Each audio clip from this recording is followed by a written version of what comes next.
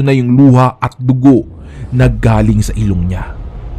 Dumating yung asawa at mga anak ng tanod at pati sila ay nag-iyakan na rin. Sa pagitan ng mga sigaw at pag-iyak ng tanod ay umamin siya sa lahat ng mga naroon na siya raw ang nagnanakaw ng mga tanim at siya rin daw ang nagnakaw ng mga saging ni Bay Hiraya. Patawarin niyo ko. Ako.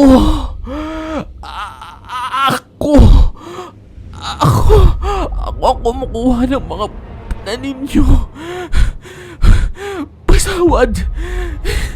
Hindi ko sinasadya. Ayoko na.